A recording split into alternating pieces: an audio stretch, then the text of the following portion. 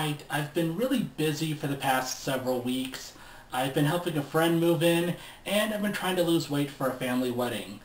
So, I basically haven't really had much time to even think about what to review. So for lack of a better subject, I'm going to review one of my sister's favorite films. Oh my god.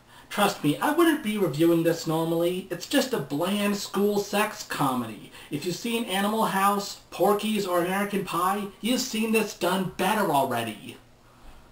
I guess if there's one thing to talk about with this movie, it's why the hell does my sister like it so much?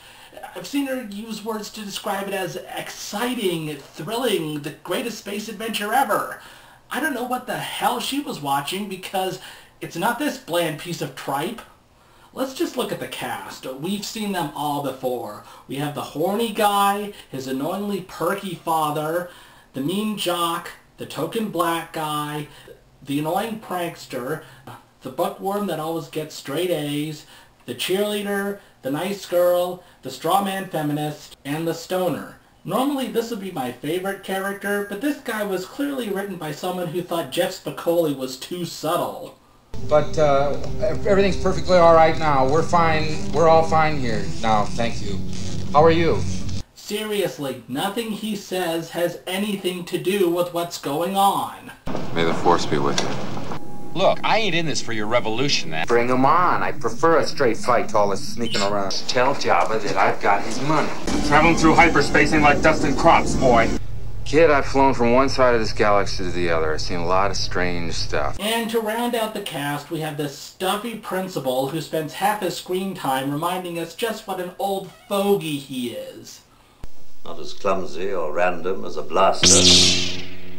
An elegant weapon, but a more civilized age. You kids with your blasters and your protocol droids and your hyperdrives.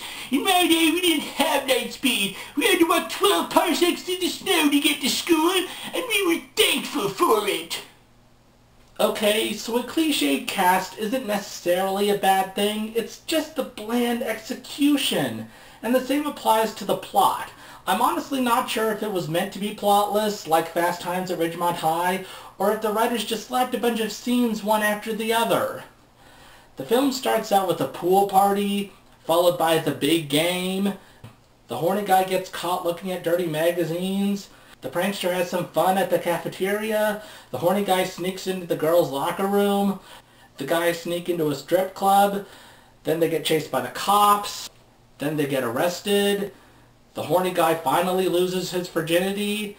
The nice girl gets into her dream college. But the craziest part was the penultimate scene where the whole school is blown up. And then the final scene is them graduating. I still can't figure out if there was a dream sequence or just shitty editing. Although honestly, if the rest of the movie was like that, it would at least be fun to watch when you're drunk. It's just so uninspired. One scene is even a wholesale ripoff of the Ridgemont High scene where Judge Reinhold imagines Phoebe Cates flashing him.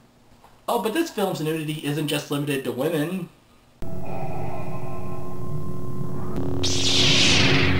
Hey, if I had to be traumatized by that image, so do you.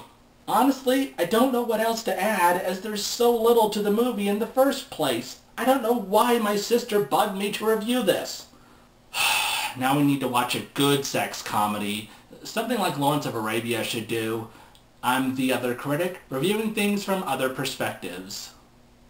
Star Wars, nothing but stars.